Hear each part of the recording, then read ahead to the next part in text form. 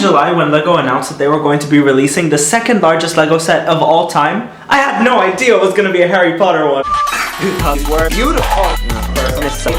Future. Whatever. My regular niffler. Hello beautiful people, how's it going? I'm back with another video, and today's video is actually something that everyone's been waiting for. Today I'm going to be unboxing the second largest LEGO set of all time, the first being a Star Wars set, which we will not talk about, and that is the LEGO Hogwarts set of 2018. You guys have no idea how long it took me to build this thing. Honestly. As you guys all know, I'm a huge Harry Potter collector, and Harry Potter has kind of somewhat 100% taken over my life. And this is a set that I have been waiting for months now, ever since they announced it in July. It's funny because they actually announced it a couple of weeks before my birthday, and yeah. This is set number 71043, and it has over 6,000 pieces. Wouch, that's exhausting. Just as a comparison, this is the LEGO Hogwarts set that was released back in 2010, and it has only 1,000 pieces, so you can guess how much time it took me to build this. For those of you who don't know, this is actually a micro scale build, so obviously this doesn't fit regular sized minifigures, but I personally like it better than any other regular LEGO set because it literally shows you 90% of Hogwarts Castle, which is absolutely insane. It is the most beautiful thing I've ever built. It's probably my favorite Harry Potter item in my bedroom now. Funny story about this set, actually, I had it reserved at my local LEGO shop, and they only brought 3 of them in, and the day that it came out, they called me up. They were like, hey, you need to come get it now because we've only received 3 and 3 people have reserved it so far. And I was like, oh god, no, I need to do this. The release date on this was September 1st, and so I got it September 1st, and school started September 2nd, so it took me 3 days to build, but not really 3 days, but it did take me the whole of the Saturday, so yeah, it was a long time. I'm not going to focus too much on the box, but this is what the front of the box looks like. This is Hogwarts Castle. This is the most detailed LEGO set I've ever seen in my life. This is the back of the box. It shows you the insides of the castle. It's just so detailed and so crazy. As you can see here, it actually comes with 30 micro scale minifigures, which is really intense for a LEGO set that's 6,000 pieces, but I guess since they wanted to go all out, they really went all out. Now before I get to showing you the set, I will say I did actually attempt to do a time lapse of me building it, but again, it took too much time and my battery kept dying. So this is essentially just a review of the product, and without further ado, I hope you enjoy this video. So as I stated before, the build of the set was honestly absolutely exhausting, but the final product looked perfect. Now, you can actually display the castle in 2 ways, whether from the front view or the backside view, but what I really like is that it's not two-dimensional. The castle itself is really 3D, if that makes sense, because it's in layers. You have the Great Hall, which is further down in front of you. You have the Astronomy Tower, which is obviously behind that and just like soaring behind it. Then of course you have the bridge, which obviously changed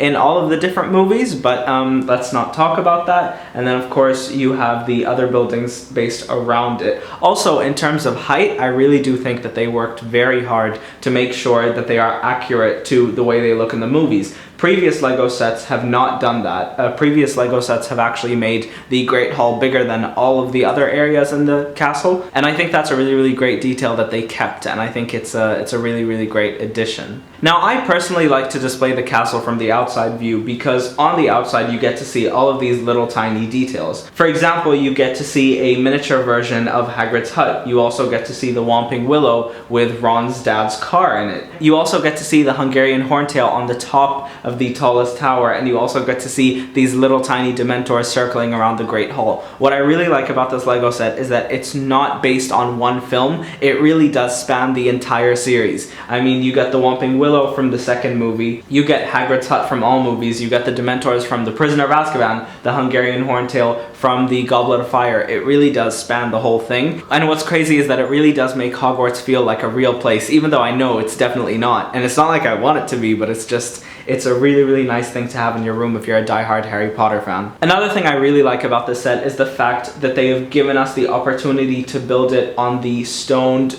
like rocks that Hogwarts is based on. It's not like without it like previous LEGO sets. Previous LEGO sets have only given us the castle itself, and because they've only given us the castle itself, they're not like leveled at the place that they should be. Hogwarts is a very intricate building, and therefore some places are lower than others, and because they gave us that base of like rock. You can actually see that the bridge is lower than the actual castle. You can see that it really is layered, and it makes it look so realistic. It's insane. Now, I know a lot of people were complaining about the amount of stickers on the set, but I personally didn't mind it. I don't know if that's a thing for Lego people, but I'm not really a Lego collector, so I was really satisfied with this. But definitely, for any Harry Potter fan, this set is a must-have. It is a bit pricey though. In American dollars, it's priced at $450, which I will say is really pricey, but for the exact piece count for 6,000 pieces, it is kind of worth it, but then you have to take into consideration that they are micro scale pieces. But again, for non-Lego collectors, for someone who's just into Harry Potter and really is into the idea of Hogwarts Castle and is just amazed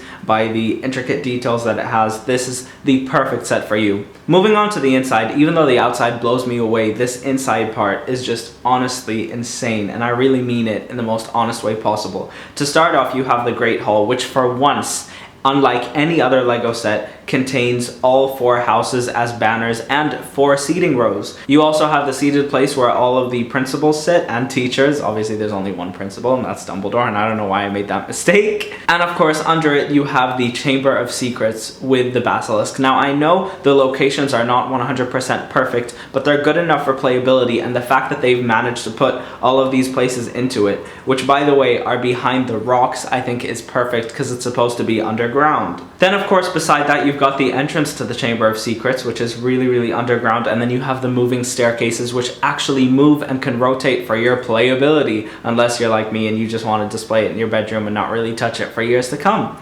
And of course above that you have the girls' bathroom, which has Moaning Myrtle as a sticker. I would have liked to see her as a minifigure, but the fact that they managed to put her in there somewhere is just as satisfying to me. And then above that you have Dumbledore's office. But again, what amazes me is the fact that it is so super detailed, even though, I mean, it's so small. It really is super tiny, and they've managed to just make it look so good and so real. Under that, you have Dolores Umbridge's office, which is placed right next to the Defense Against the Dark Arts room, which again, really excites me because that reminds me of the Crimes of Grindelwald, and let's not get into that. We've talked enough about COG on this channel. Let's just quickly move on. Under that, we have maybe my favorite sticker in the whole entire Lego set. It's the sticker that says the Chamber of Secrets has been opened, smeared in blood on one of the walls. This is what I mean about intricacy. These guys who created this Lego set have put in so much effort to make sure it looks as real as it did in the films, and also to make sure that they can put as many references as possible, which I think is absolutely great and brilliant. After that, you have the Room of the Winged Keys, which is then followed by the real life Wizard's Chest, which is then followed by the Mirror of Erised.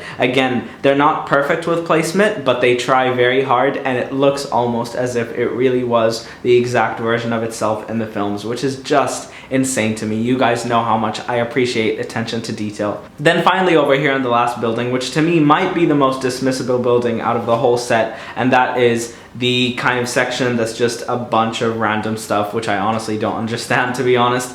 So they've placed the restricted section of the library, and they've placed the Gryffindor common room, and they've placed the Room of Requirement and Snape's office under the same bracket. I don't know if that's really accurate, but again, I really don't care because it looks super amazing. But what's really great is that throughout all of this, there's a really maintained structure of what this castle is and what it represents, and how it's placed so intricately, and how there are so many secrets to it. For example, the Chamber of Secrets, the Philosopher's Stone, and the Room of Requirement are all placed underground, so you can't really find them unless you really needed to. They've really maintained that image, and it's really excellent in my opinion. There are also so many little tiny details. For example, you can actually see the Vanishing Cabinet in the Room of Requirement. You can also see the Philosopher's Stone next to the Mirror of Erised. You can even see Tom Riddle's diary in the Chamber of Secrets. So they have paid so much close attention, and what's great is that you really feel like this set was made by Harry Potter fans, and it's amazing. It makes me super happy. And there you have it, guys. That was my review on, wait for it.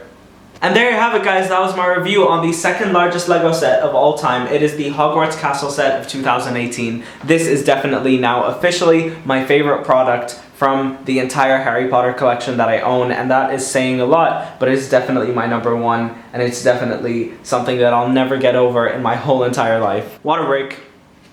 Talking a lot gets you really thirsty.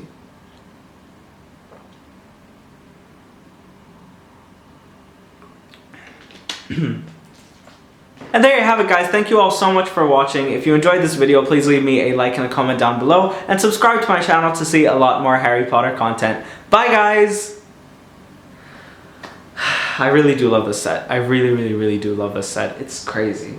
It's honestly insane. Like, wow.